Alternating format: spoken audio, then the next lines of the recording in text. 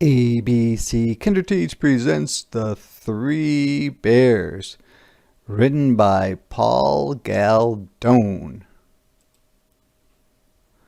Once upon a time there were three bears who lived together in a house of their own in the woods.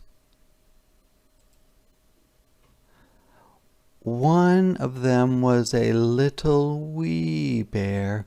One was a middle-sized bear, and the other was a great big bear.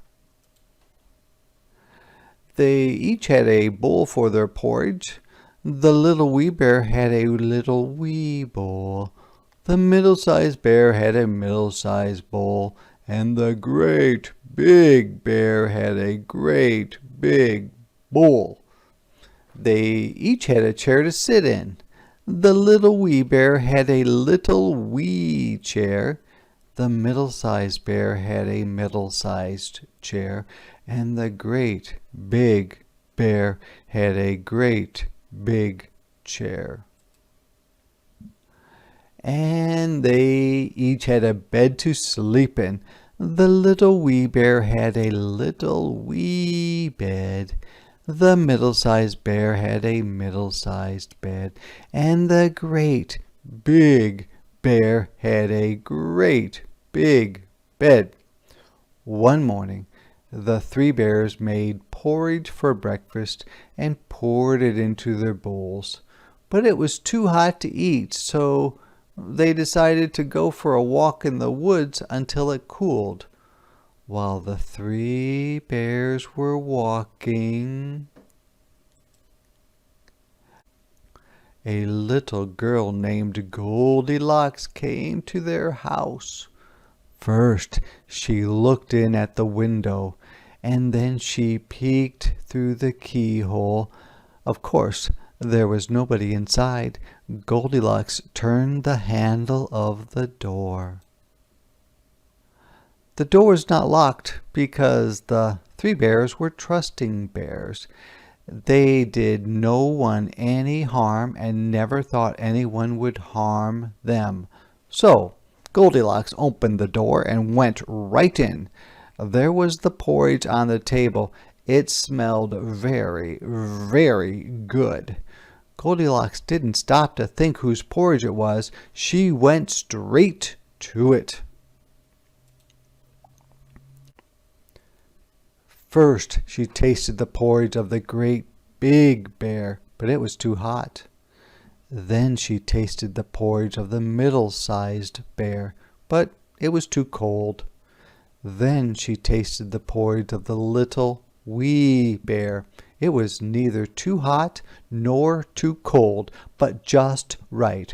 Goldilocks liked it so much that she ate it all up.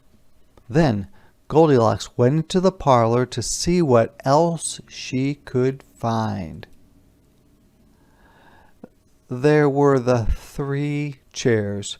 First, she sat down in the chair of the great big bear, but it was too hard.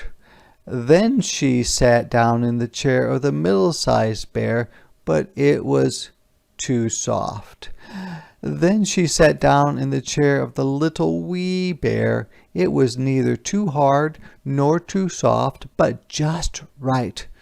Goldilocks liked it so much that she rocked and rocked until the bottom of the chair fell out. Down she went, plump, onto the floor. Goldilocks went to the bedroom where the three bears slept.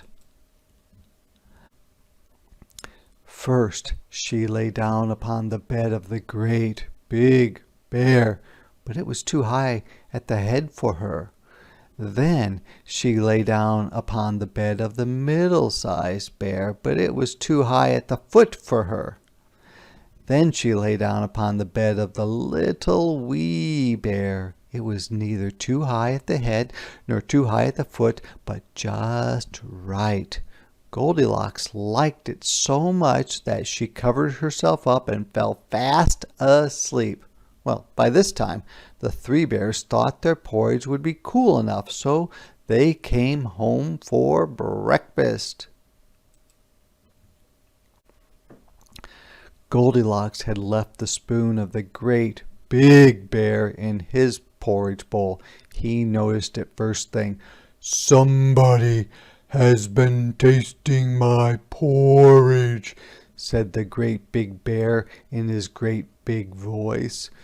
Goldilocks had left the spoon of the middle-sized bear in her porridge bowl too. "Somebody has been tasting my porridge," said the middle-sized bear in her middle-sized voice. Then the little wee bear looked at his bowl. "Somebody has been tasting my porridge and has eaten it all up," cried the little wee bear in his little wee voice.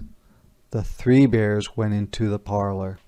Goldilocks had left the cushion crooked in the chair of the great big bear. He noticed it first thing. "Somebody has been sitting in my chair," said the great big bear in his great big voice. Goldilocks had squashed down the cushion in the chair of the middle-sized bear. "Somebody has been sitting in my chair," said the middle-sized bear in her middle-sized voice. Then the little wee bear looked at his chair. "Somebody has been sitting in my chair and has sat right through it," cried the little wee bear in his little wee voice. The three bears went into the bedroom.